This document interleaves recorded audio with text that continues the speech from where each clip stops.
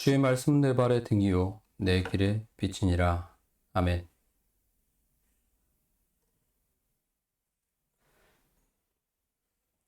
이어지는 수요 성경 말씀 나눔, 오늘은 교회가 무엇인지에 대해서 말씀을 나눕니다. 사람이 어떤 단체에 속해 있을 때 자신이 속해 있는 단체를 정확하게 이해하지 못하면 사실상 그 단체와 무관한 사람일 수밖에 없습니다. 우리는 모두 교회 다니는 교인입니다.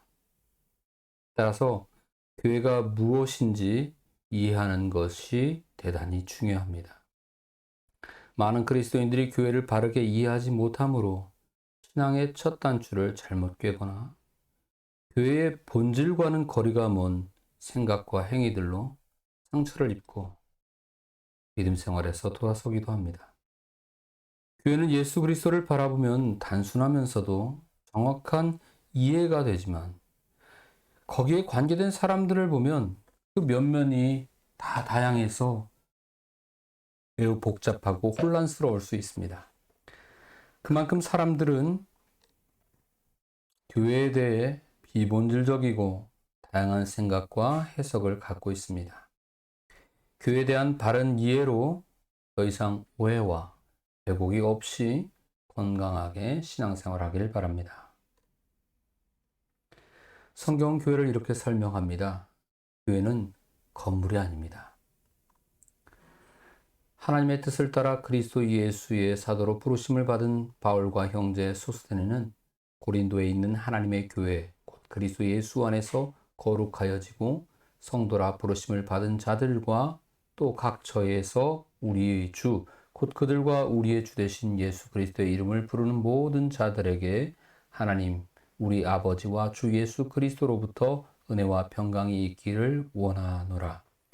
고린도전서 1장 1절에서 3절 말씀입니다.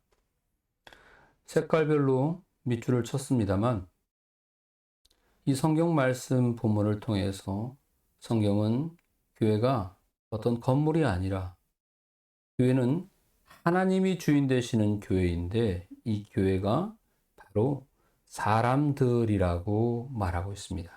특히 예수 그리스도를 믿음으로 그분을 통하여서 거룩하여진 성도, 부르심을 받은 사람이라고 말씀합니다.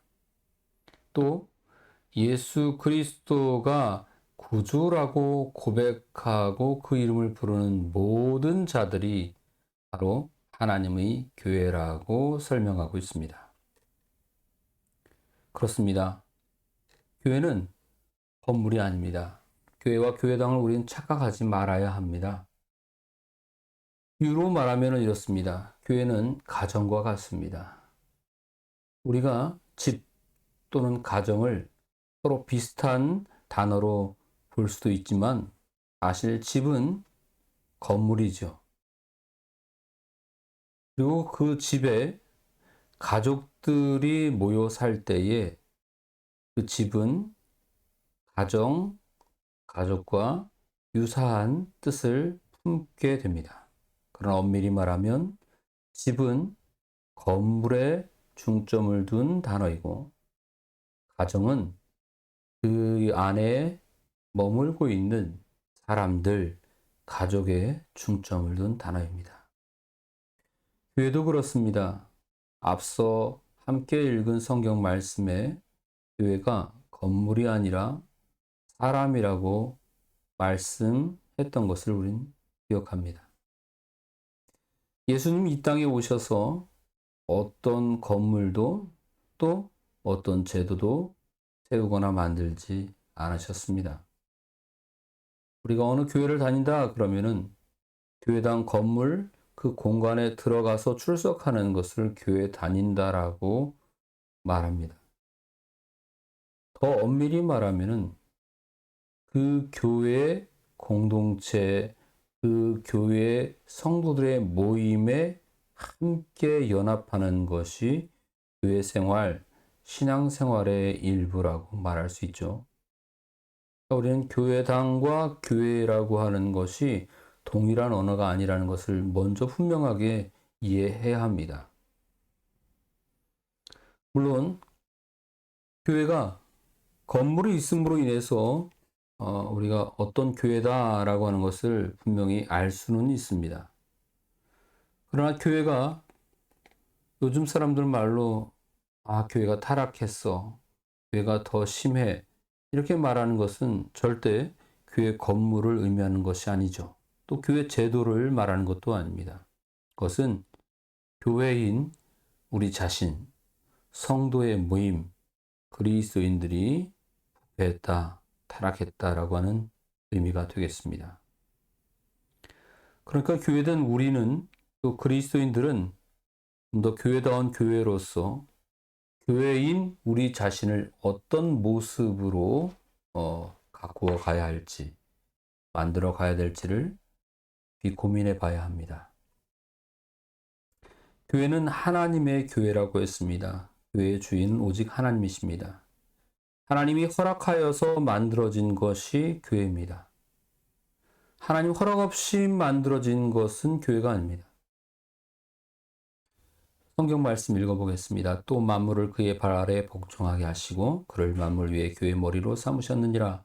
교회는 그의 몸이니 만물 안에서 만물을 충만하게 하시는 이의 충만함이니라. 에베소서 1장 22에서 23절 말씀. 교회의 머리가 바로 예수님이십니다.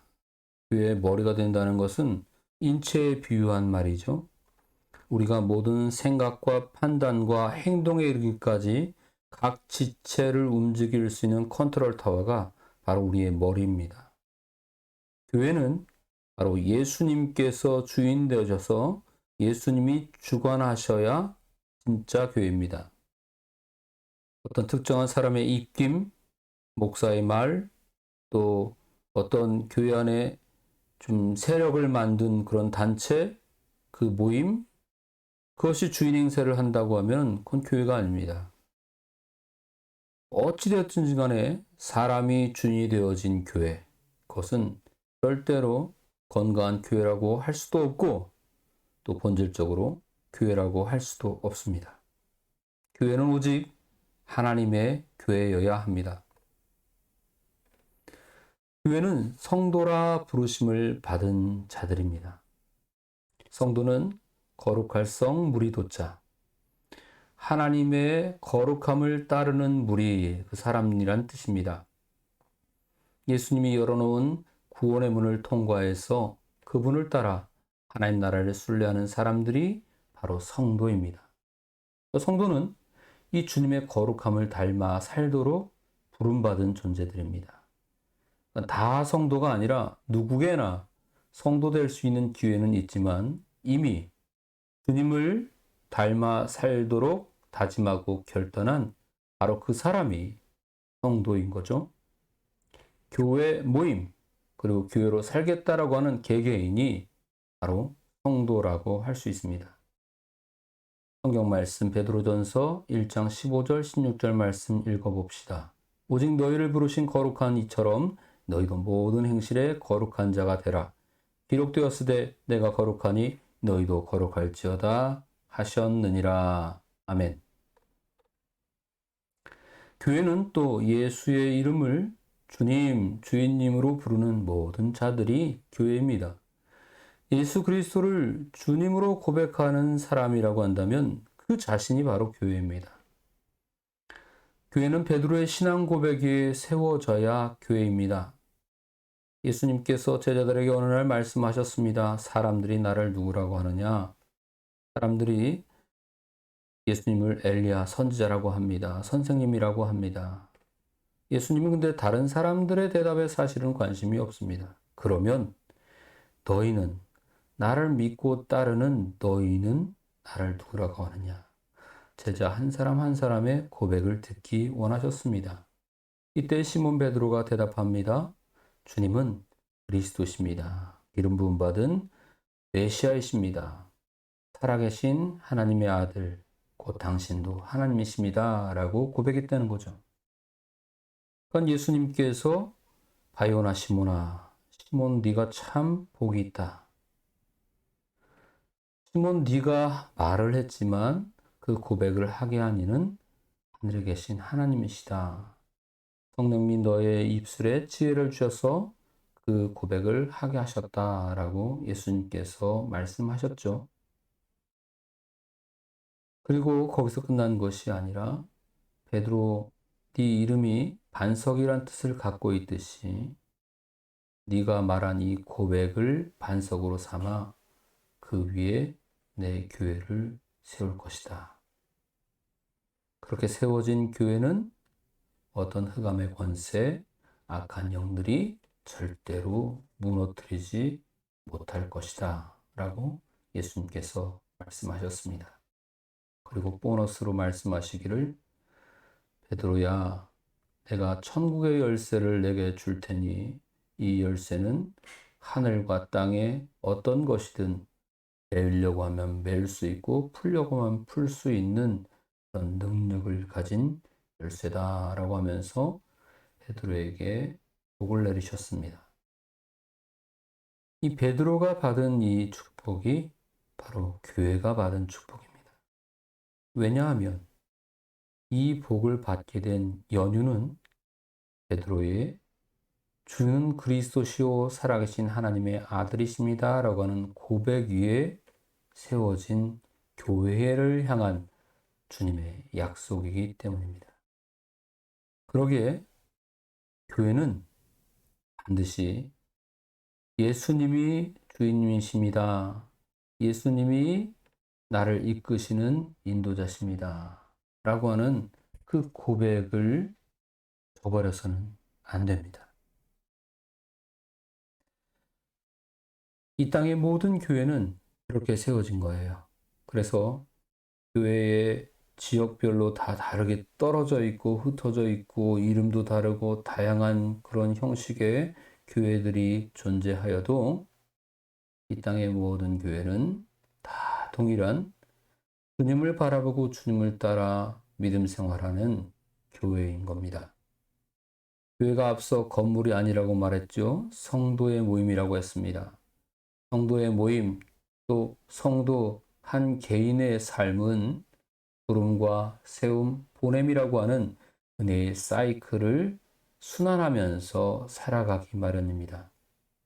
우리 교회 하나님 나라의 백성 공동체라고 하는 표에 달려있는 부름, 세움, 보냄이라고 하는 하나님 백성의 신앙의 모습, 양태, 이것은 어떠한 성도의 모임, 어떠한 교회든 다 동일하게 살아가야 될 은혜의 사이클인 거죠.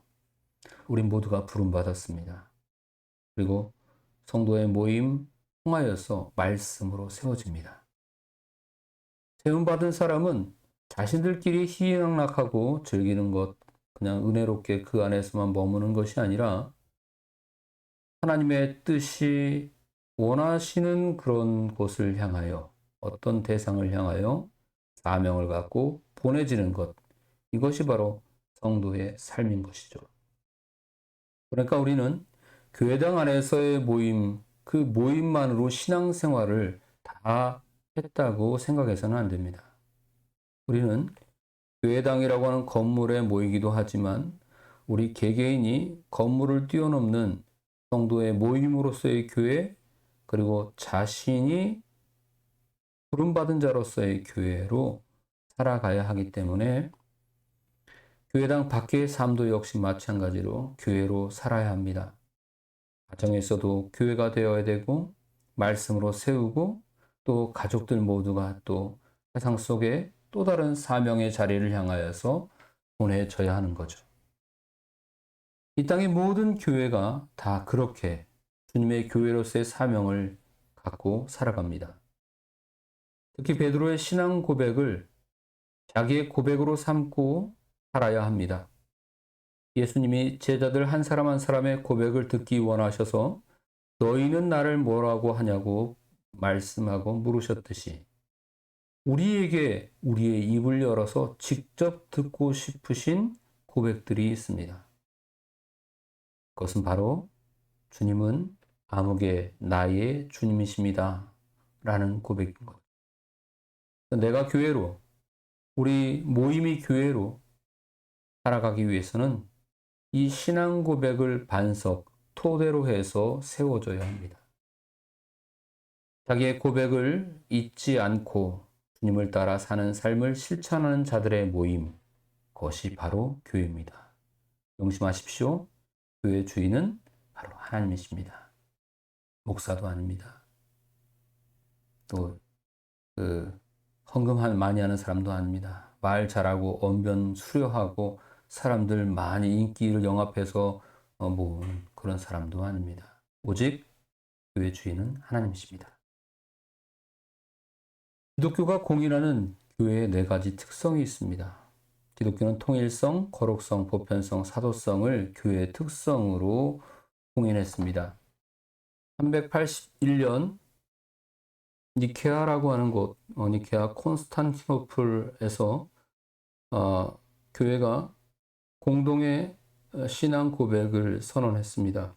어떤 내용이냐면요. 우리는 하나이고 거룩하고 보편적이고 사도적인 교회를 믿는다 라고 고백했습니다.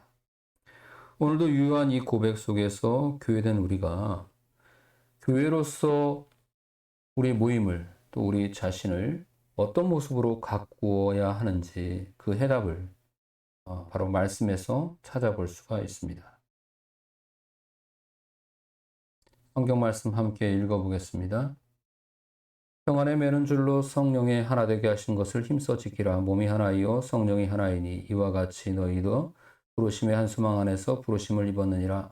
주도 하나이요 믿음도 하나이요 세례도 하나이요 하나님도 하나이시니 곧 만유의 아버지시라. 만유에 계시고 만유를 통일하시고 만유 가운데 계시도다. 에베소 4장 3절에서 6절 말씀.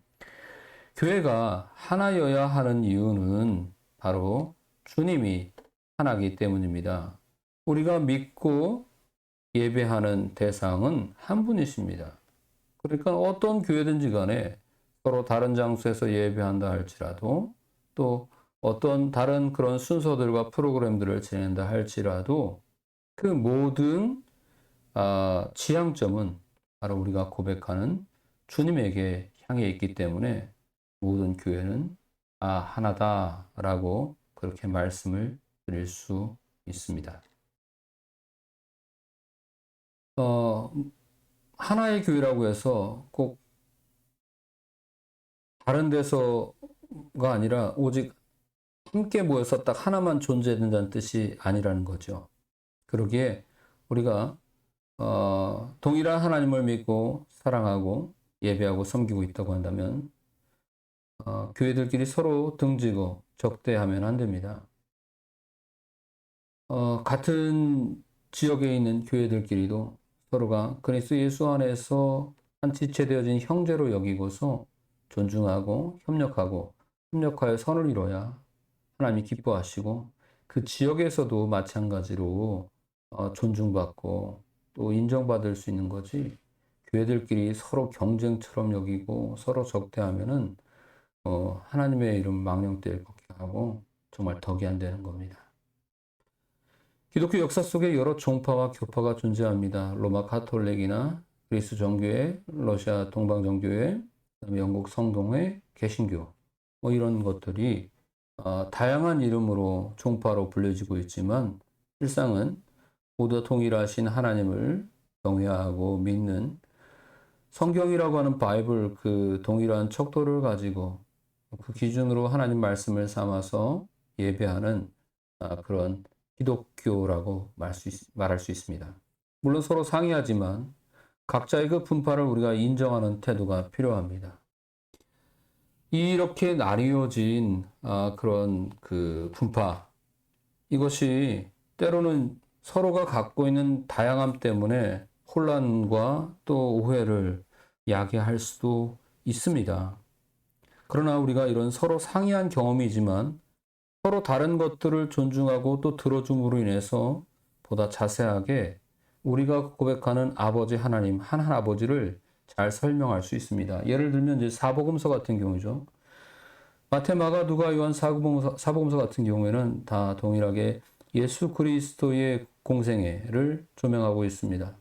그러나 마태라고 하는 세관원이 자기의 인격을 갖고 하나님 말씀을 대하면서 고백하며 풀어낸 마태복음과 또 마가라고 하는 청년의 인격으로 기록한 것과 누가라고 하는 전문직 의사의 인격으로 써내려간 것과 요한이라고 하는 지혜자 노인의 인격으로 써내려간 이 모든 것이 인격적으로 사람을 만나고 대하시는 하나님, 예수님, 성령님에 대해서 기록한 것임에도 불구하고 각자의 조금씩의 차이를 갖고 있습니다. 그럼 그 차이를 어떤 게 맞고 어떤 게 틀리다라고 바라보면 사복음서가 동시에 공존할 이유가 없어요. 근데 이 모든 것들은 서로 동일한 지향적인 하나님을 향하고 있고 예수 그리스도를 고백하고 성령님에 대해서 여운을 남기고 있는데 이 모든 것들이 서로 상충되는 것이 아니라 보완되고 있다는 것을 알 수 있습니다. 그래서 66권 성경 그 정경 가운데에 사복음서 중 어떤 것도 뺄 수가 없는 거죠. 현실적으로 우리 기독교 안에 여러 종파와 교파가 존재하는 것이 사실입니다. 물론 한국교회가 반성해야 될 일들은 이미 나뉘어진 그 교단도 신학적인 여러 가지 그런 이해들 때문에 나뉘어지긴 했습니다만 한국교회 대다수의 많은 교파들은 그런 교리적이고 신앙적인 것을 떠나서 이해상충, 교회 안에서 교계 안에 정치적인 어떤 그런 충돌과 갈등으로 인해서 갈라진 그런 교파들도 참 많습니다. 그러나 우리가 이렇게 생각하면 돼요. 다 하나님 아버지 안에서 자녀들이다. 이 자녀의 개념으로 이해하면 우리가 다툴 이유가 없습니다. 서로를 보완하고 좀 더 우리가 서로를 존중하는 가운데서 구체적으로, 입체적으로 서로의 경험들을 받아들이면 인간의 그 불완전함과 유한성 속에서 우리가 갖고 있는 신앙 체험들이 조금 더 극복되어지고 더 고상해지고 더 많은 주님의 은총을 경험할 수도 있다라고 말씀드리겠습니다. 그러니까 분파가 갈려진 것들이 나름 긍정적인 것도 있다. 그것도 우리가 이해하고 받아들여야 더 이상 갈등이 우리가 있을 수가 없습니다. 서로 다른 은혜를 체험하고 있다는 것, 그리고 그 은혜 역시 우리가 배타적으로만 생각할 것이 아니라 끊임없이 그것을 포용하고 또 이해하고 또 그리고 알아가려고 할 때에 그 안에서 비추어 우리에게 부족하고 모자란 것들을 채워가고 변형시킬 수 있는 그런 혁신들이 또 자기 반성들이 우리 안에서 이루어질 수 있다고 말씀드리겠습니다.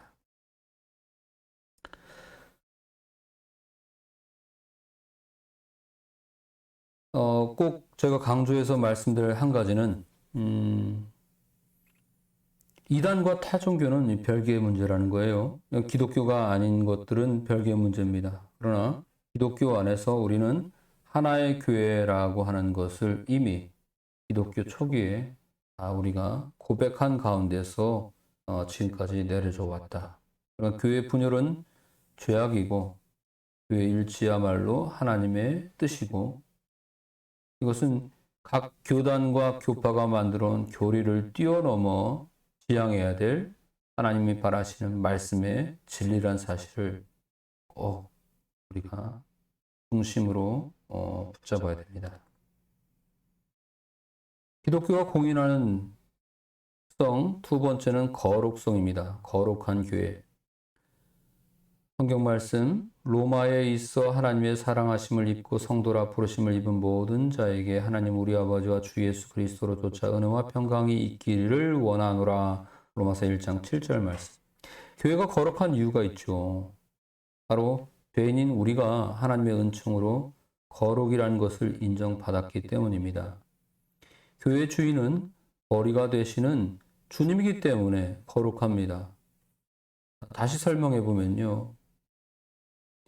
거룩하신 하나님, 그 하나님을 우리가 믿고 있기 때문에 하나님께서 우리를 죄 가운데 놓지 않냐고 예수 그리스도를 통하여서 우리를 죄 씻어주시는 구원이 일어났죠. 그러니까 우리가 거룩한 거죠. 우리가 거룩하다는 것은 교회가 거룩한 걸 말합니다. 마태복음 21장 13절 말씀에 거룩하신 하나님을 우리가 증거해야 될 의무가 있습니다. 그런데도 불구하고 우리가 이런 의무를 망각하게 되면은 교회가 타락하게 됩니다. 그러니까 하나님의 뜻이 아니라 세속의 흐름을 쫓게 되는 거죠. 세속화됩니다. 예수님 당시에도 그런 일들이 있었어요. 예수님께서 공생의 기간 동안 천국 복음을 전하고 아픈 이들을 고쳐주시고 또 많은 여러 가지 이적들을 행하시고 그러심에도 불구하고 좀처럼 흥분해서 화내시거나 이런 적이 없는데 딱 한 번 예루살렘 성전에서 화를 아주 크게 내셨습니다. 예루살렘 성전에서 멀리에서 이제 지방에서 그래도 성지라고 평생의 소원이라고 여기고서 예루살렘 성전에 와서 예배드리려고 오는 분들, 제물로 바칠 가축들을 갖고 오지만 긴 장거리 여행 가운데 죽는 경우가 많아요. 손해가 이만저만 아니죠. 그러니까 가까이 와서 예루살렘 성전에서 바쳐질 제물들을 구입하려고 하니까 이 가축 장사하던 사람들이 많아요. 성전 앞에 이 동물들의 이 배변들이 있고 장사치들의 시끄러운 소음들이 있고 흥정하는 다툼들이 있고 더군다나 이것을 물건을 구입함에 있어서 부족한 돈을 빌려서라도 구입해야 되니까 그 예배자들을 대상으로 해서 돈 장사하는 고리대금업자들 그 앞에서 즐비했거든요. 예수님께서 이런 말씀을 하셨습니다. 마태복음 21장 13절 말씀에 내 집은 기도하는 집이라 일컬음을 받으리라 하였거늘 너희는 강도의 구려를 만드는도다. 강도의 구려, 강도의 소굴을 만들었다는 거죠. 이게 세속화의 대표적인 겁니다. 예수님께서 그래서 그것을 막 매대 이런 장사치들의 그 판매대를 다 뒤엎으면서 노끈을 채찍으로 만들어 가지고 그렇게 휘두르면서 크게 혼내셨습니다. 오늘날 우리들의 교회는 어떤가요?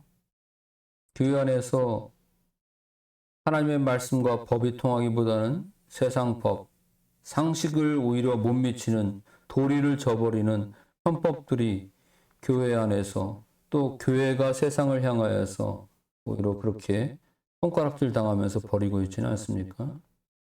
물어볼 필요도 없이 이미 우리가 다 듣고 경험한 바입니다. 실제 교회가 이 역사 속에서 자기의 목숨을 내걸고 복음을 전하겠습니다. 예수님의 뜻을 따라 살겠습니다. 하고 핍박받던 시기는 그래도 사람들이 그 죽음을 숭고하게 여기면서 오히려 무시하지 못했어요. 그런데 AD 313년경 이 기독교가 로마의 국교로 승인되면서부터 교회 내에 분쟁과 살인 등 온갖 죄악들이 휩쓸리게 됩니다. 이 기독교 역사 가운데에 아무리 감추려고 해도 감출 수 없는 수많은 범죄들이 등장하게 되죠. 성경 경전을 라틴어로 독점하고 있는 종교 지도자들이 다른 외국어 성경을 읽는다고 해서 화형에 처하기도 하고요. 자기들의 말을 듣지 않는다고 해서 정신병자 취급하고 마녀 사냥이라고 하는 그런 종교 재판들이 열리고요. 또 앞장서서 그 정치와 결탁한 종교가 식민지를 정복하고 그곳에서 있는 사람들을 노예화시키기도 하고요. 동남아 쪽에 있었던 곳에서는 담배나 여러 가지 많은 그런 제조들 판매하는 데까지도 이 교회가 연관되는 그런 사례도 있다고 합니다.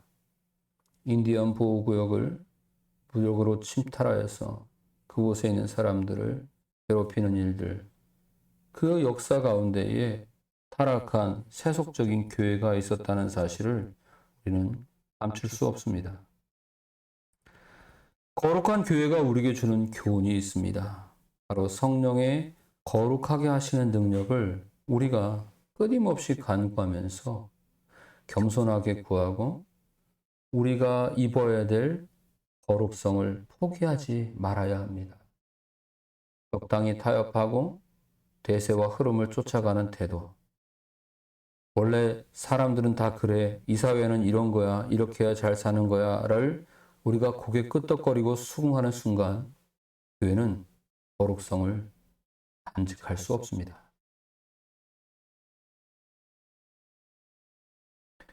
세 번째 특성은 보편성입니다. 성경 말씀 읽어볼까요? 하나님이 세상을 이처럼 사랑하사 독생자를 주셨으니 이는 저를 믿는 자마다 멸망치 않고 영생을 얻게 하려 하심이라. 그러므로 너희는 가서 모든 족속으로 제자를 삼아 아버지와 아들과 성령의 이름으로 세례를 주고 내가 너희에게 분부한 모든 것을 가르쳐 지키게 하라. 보편성이라고 하는 것은 인종, 지역, 재산, 학력, 신분, 나이, 성별, 남녀노소, 빈부귀천에 차별 없는 만민을 위한 교회라는 의미입니다. 교회 안에서 차별이 있어서는 안 되겠죠.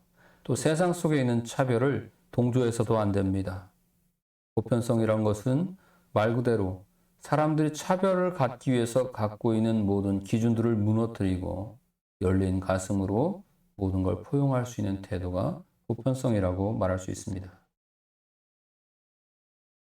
교회 주인이신 예수님께서는 만민을 위해서 오셨습니다. 주님께서 이 만민에게 복음을 전하라고 또 우리에게 명령하셨습니다. 그러니까 그 만민들을 우리가 선을 그어서 구분할 필요가 없습니다. 교회는 누구든지 들어올 수 있어야 합니다. 그리고 들어오는 누구나 다 우리처럼 교회로 설 수 있어야 합니다.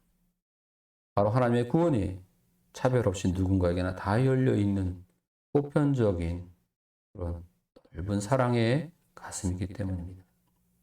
예수님은 모든 차별과 혐오의 담을 허무시고 차별 없는 사랑을 하셨습니다. 그리고 지금도 하고 계십니다. 우리에게 그 사랑을 보이시고 그 사랑을 베풀며 살라고 하십니다. 따라서 성도의 삶은 예수님처럼 보편적이어야 합니다. 교회 안에서는 다 좋다고 하고 허용하지만 교회당 밖에 살면서 거기서도 역시 나는 교회로 존재해야 되는데 교회당 안에서만 교회로 존재하고 밖에서는 내 삶의 터전에서는 가장 긴 인생을 가장 더 많은 만남을 갖는 일상에서 교회로 살지 않는다고 한다면 특히 보편성을 잃은 교회로 살게 된다고 한다면 그는 하나님 보실 때 교회로 인정받을 수 없을 것입니다. 네 번째 특성은 사도성입니다. 교회는 사도적 교회여야 됩니다. 성경 말씀 너희는 사도들과 선자들의 터 위에 세우심을 입은 자라. 그리스도 예수께서 친히 모퉁이 돌이 되셨느니라. 그의 안에서 건물마다 서로 연결하여 주 안에서 성전이 되어가고 너희도 성령 안에서 하나님의 거하실 처소가 되기 위하여 예수 안에서 함께 지어져 가느니라. 아멘. 에베소 2장 20절에서 22절 말씀입니다. 교회는 사도들이 전해준 말씀 위에 서야 됩니다. 그러니까 우리의 모든 해석의 잣대가 전해내오는 하나님의 말씀, 그 성경이 중심이 되어야 된다는 얘기죠. 성경 없이 그냥 오로지 상식, 세상의 정보, 어떤 특정한 사람들의 경륜, 이런 것으로 움직이는 성도들의 모임, 그 성도는, 그 개개인은 교회가 될 수 없다는 거예요. 교회가 갖고 있는 특성을 상실한 거죠. 교회가 성경 말씀보다 교리와 의식을 앞서 중요하게 여긴다면 오류에 빠지기 쉽습니다. 그러니까 개신교가 이 카톨릭 구교에서 종교개혁을 통해서 나온 이유도 바로 그거예요. 하나님 말씀 중심으로 시작된 성경 말씀, 신앙생활이 점점 갈수록 어떤 특정한 형상들, 어떤 특정한 예식과 어떤 행위들, 이런 것들이 점차 우선순위가 되어지고 또 그것에 적응하지 못하는 사람들이 정죄되어지고 이런 것들을 통하여서 이건 아니다 하고 외치면서 뛰쳐나온 것이 바로 종교개혁 그리고 개신교거든요. 근데 오늘 우리 개신교 안에서도 이런 오류들이 생기고 있잖아요. 아주 흔한 것으로 교회는 이렇게 해야 돼 하면서 사람, 공동체가 아닌 교회의 건물, 그리고 교회 안의 프로그램 이런 것들이 말씀보다 우선시 되어지고 또 그런 분위기가 결국 후대까지 이르는 우리 교회 전통이야 하면서 말씀과 무관한 사실은 우리는 전통이 아니라 말씀이라고 하는 정통을 따라야 되는데 사람들이 만들어 놓은 그 오래온 관행들 이런 것들을 더 우선시하게 되죠. 이건 사도적 교회가 아닙니다. 말씀을 전하는 설교자, 말씀을 전하는 어떤 지도자들은 그 말씀을 가지고 말씀의 본래 의미를 훼손해서 자신들이 의도하는 바대로 휘두르는 그런 악행을 저질러서는 안 됩니다. 오로지 제대로 된 스피커로서 주신 말씀을 잘 전하는 도구됨을 잊지 않고 그 역할을 망각하지 말고 살아가야 합니다. 더러 어떤 이들은 이 말씀을 전하는 권세라든가 어떤 사도적인 자기가 갖고 있는 어떤 은사라든가 이런 것들을 활용함으로 인하여서 성도들과 다수의 사람들을 자기를 쫓아갈 자기를 이렇게 따라올 수 있도록 스스로를 우상시하게 되는 경우가 생깁니다. 대다수의 많은 사위와 이단 종교들이 그렇게 해서 생겨났고요. 우리는 이 사도적 교회의 순수성을 지키기 위해서는 계속해서 절제하고 나는 주인이신 그분 앞에서 나는 아무것도 아닙니다라고 스스로를 죄인으로 인정하고 자기를 끊임없이 부인해 가야 교만을 그리고 위선을 떨치려는 자기를 계속 부인해 가야 합니다. 예수 그리스도의 복음이란 바로 이 정통과 사도들과 제자들이 말씀대로 살고 전해왔던 그 교회의 전통, 이 전통을 잊지 말고 또 소중하게 여기면서 따라가야 합니다. 여러분 여기까지 오늘 말씀 전하고 기도하고 마치겠습니다. 고마우신 아버지 하나님 감사합니다. 오늘도 주님 주신 말씀을 통하여서 함께 은혜 나눴습니다. 교회가 얼마나 우리에게 중요한 것인지 그건 교회 당이 아니라 우리의 모임과 우리의 교제와 우리 각자가 부름과 세움과 보냄이라고 하는 성도의 삶, 그 순환계 가운데서 우리가 건강하게 살아내야 될 그런 은혜임을, 우리의 또 사명임을 알게 하시고 교회로서의 지켜야 될 특성, 하나된 교회, 또 하나님, 또 보편적인 교회, 사도된 교회, 거룩한 교회로서의 우리의 모습들 늘 만들어 갈 수 있도록, 지켜갈 수 있도록 함께하여 주옵소서. 우리의 모임과 우리 교회가 그렇게 되길 간절히 원하옵고 예수님의 이름으로 기도합니다. 아멘.